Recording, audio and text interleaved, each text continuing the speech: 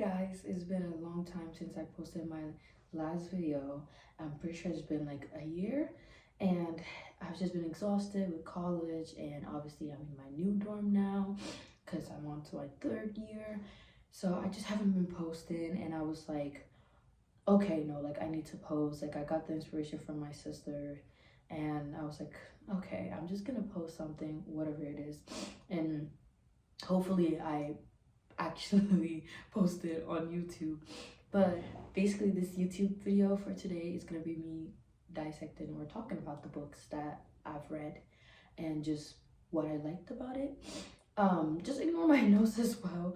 Like it was so cold outside that yeah, my nose is just runny and it's starting to rain. And off topic, I literally saw someone walking outside in shorts, and it's cold and it's raining. Right. But and I was struggling. That's crazy. But yeah, let's get right into the videos of the books that I've personally read and honestly enjoyed. And I really hope you guys enjoy too. I feel like I'm probably gonna spoil like the book kinda, but I'll try not to. So like if people want to read it, you guys can read it. The first book I'll start is The Beautiful Bureaucrat. It's about a character named Josephine, and she has a husband whose name is Joseph. And she basically is trying to find a job in this new town that they moved to. And she knows nothing of the description of this job that she applied to. And the person who's hiring her, which she names the person with the bad breath, doesn't want to tell her anything about her job. She just tells her, this is what you have to do. Just do it. And her office is very monotone, very dull, no sense of like personality to it. And it's just like, you know, it's given work culture and how depressing it is, and you know, life is just annoying. So like in this book, she navigates trying to find her self-identity, as well as what her job is. And you honestly find out why more in the book. I just don't want to spoil it. Her husband as well also is finding a job. So now they're both finding jobs and they don't like really see each other except for like nighttime.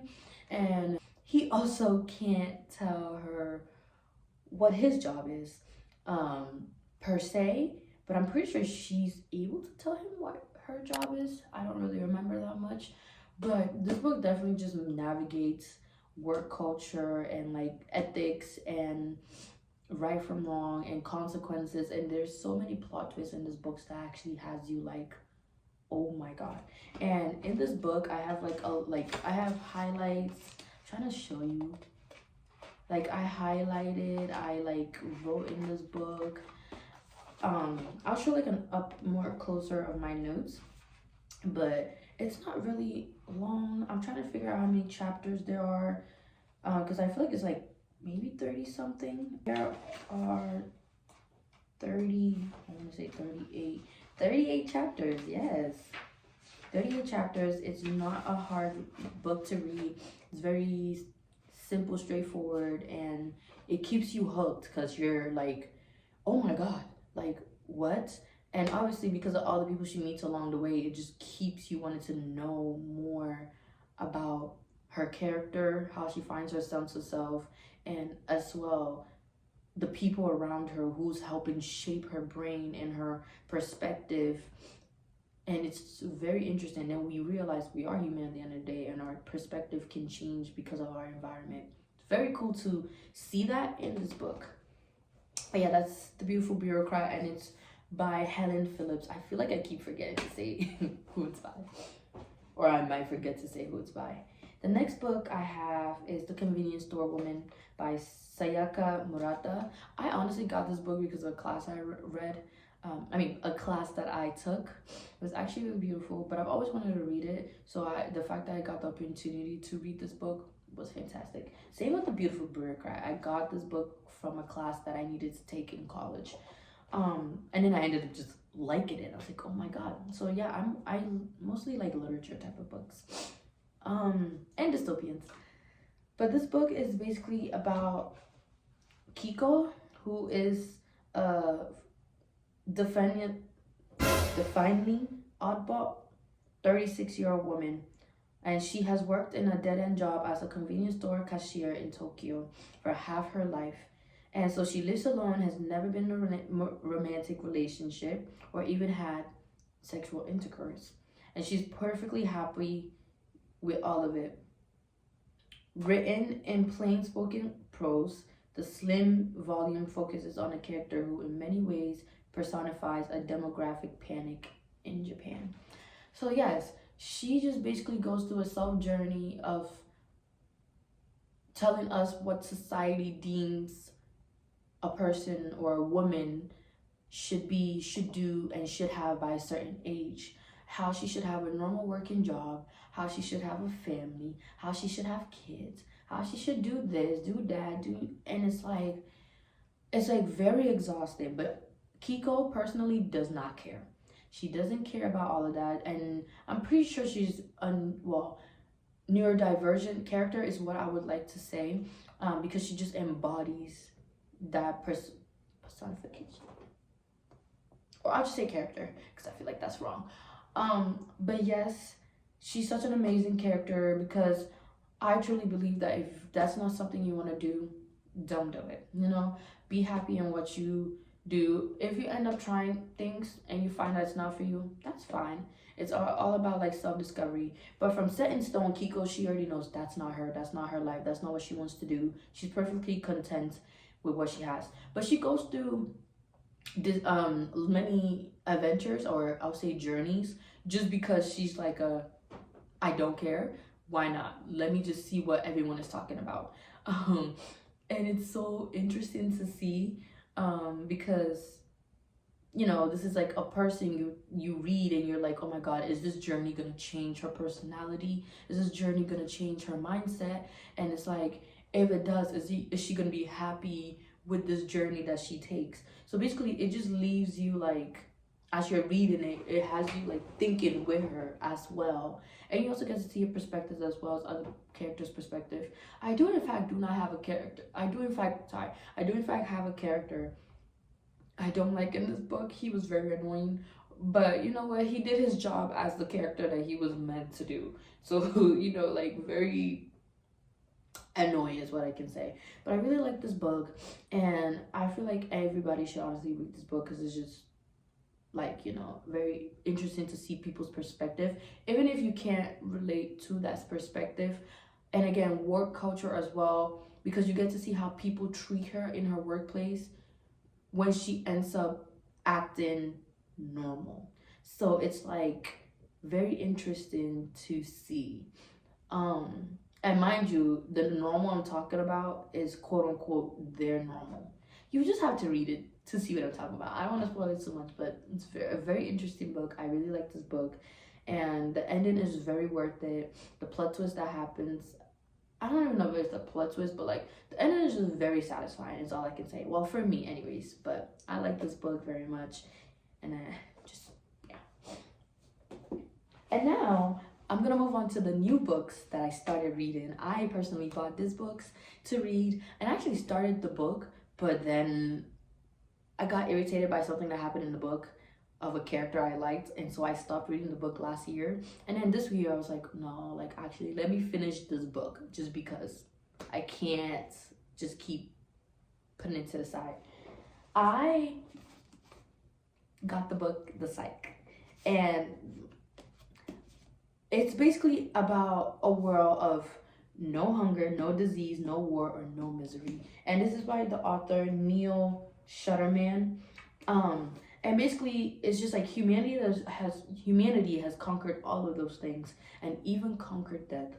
And so now psychs are the ones to end life, and they are commanded to do so in order to keep the size of the population under control. And so we have two characters, Citra and Rowan, and they're chosen to be an apprentice to a psych. And this is a role neither of them want. And these teens must master the art of taking life, knowing that the consequences of failure could mean losing their own.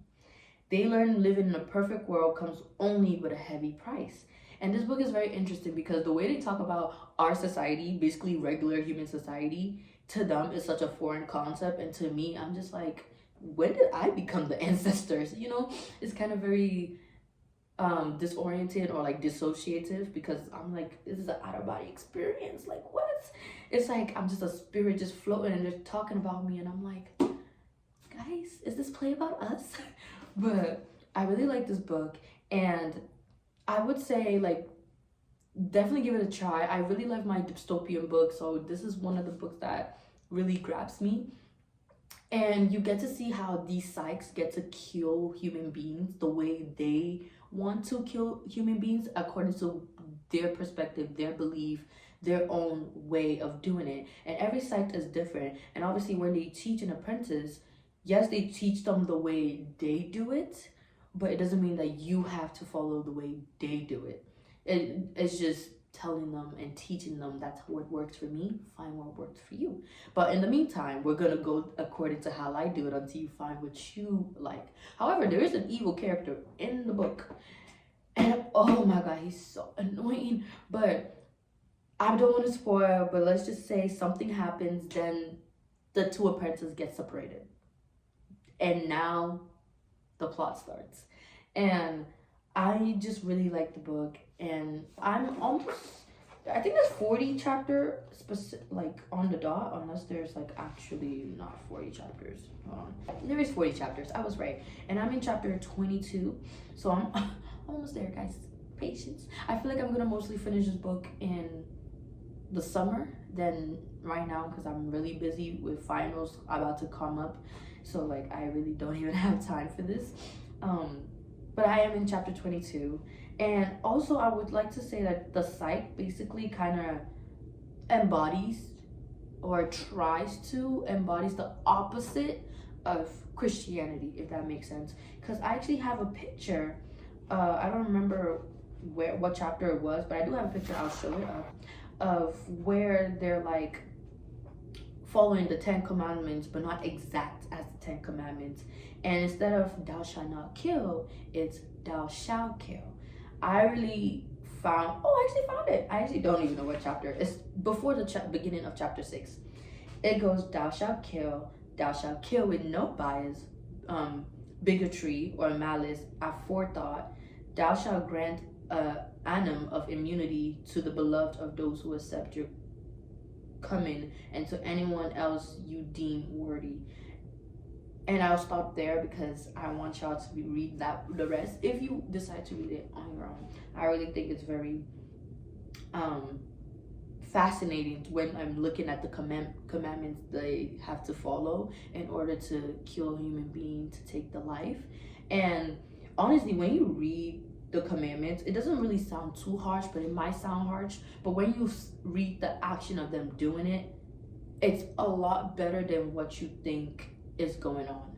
But yes, I just love books like this, very dystopian, very gray and white, or just very realistic in a way in humanity. And I actually got the second volume, and I got the third volume, and I'm actually scared because the third volume is getting very thick. It gets thicker as you go, so I'm like very scared. And I like the pictures that is being shown as well on the page, so I'm actually very excited. I feel like this one's going to take me the longest to finish, which is okay. And then the last book that I bought is The Puppy War. I bought this book without even knowing what it was about. I'm not gonna lie, I just knew it was very popular and I knew it was very depressing, but I didn't know what it was about. I found out like I think 2 weeks ago when my roommate asked me, and she was like, what's the book about? And I was like, I don't know. And then so I looked it up literally that day with her, and that's when I found out what it was about. And basically just about an orphan who basically aced the test, and everyone was shocked that she aced this test, and she got into the most elite military school as a woman of a low rank status, as well as a dark-skinned peasant. And I really like how they're talking about the colorism that goes on in this country. I think that's very important to talk about because colorism is a thing.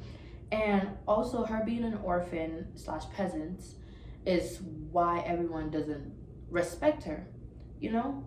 And she also ends up finding out that she possessed a lethal unearthly power of the mystical art of shamanism. And she's gonna explore her gift with the help of a seemingly insane teacher. And Rin, which is her name, she learns that gods long thought dead are very much alive.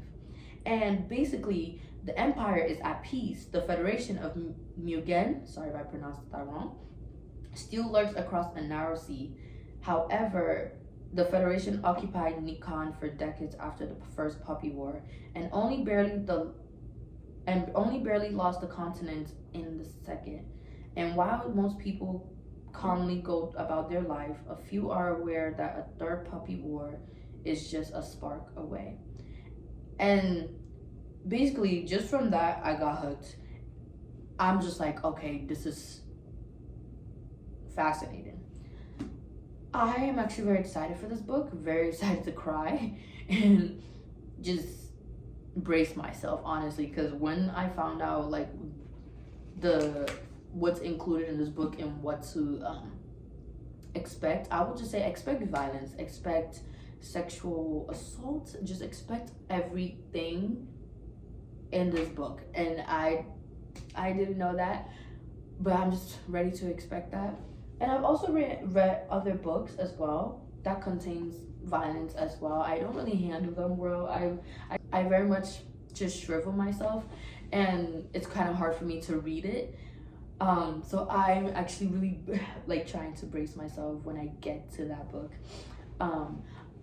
And other books as well that I have read, I just don't have the copies with me anymore, is The Loop. I love The Loop. It's about a prison, a dystopian world where a prison is made for teenagers or children to teenagers, and they experiment on these teenagers in order for them to live past 18, because the thing is you get executed at 18, but you can bypass that if you let them experiment on you.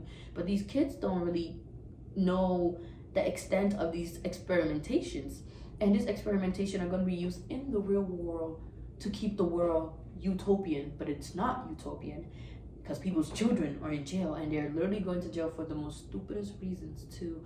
And I forgot what one of the reasons were, but the main character that is going to be navigating the story is it's a boy, I'm pretty sure. I don't remember the ethnicity. I'm not sure if it was white or black, but the plot twist in the book was very good, and I just loved the way the book was written. I tried to get the second and the third book on the website I personally buy these books from, but it was sold out. So I'll try to wait, hopefully, for it to come out again, so I can purchase it. If not, I can always find other places to buy the book and read it. But I feel like for now I'm gonna pause on every book because this is already a lot. The 4 books that I bought, I need to focus on that before I move on to a new book. But that book was honestly very mind-blowing to me. And yes, it's very repetitive at first, but you have to like get through that repetitive beginning of the book before it actually gets to the main plot, because that repetition actually matters and it actually is important. As even if you don't think it's important, it's important. I really like that book, and I can't wait to be able to read that book, at least to finish it when I get there. And I've also read other books of French literature because I took a French literature class. I read the infamous Rosalie. I read The Color of Dawn. I read there's another one that I read. I just don't remember the name for right now, but I've just read those French literature. If I remember it, I'll just put it over here. And yeah, I think those are all the books that I've personally read. Yeah, I really hope you guys enjoyed this video. Do let me know what other contents you might want to see from me, and I'm also down for recommendations of other books to read, because I also have a list of books I want to read. So I'm open to any recommendation, whether romance, dystopian, action, anything. I'm down for it. And yeah, I hope you guys enjoyed this video, and I hope you have a wonderful day. Yeah.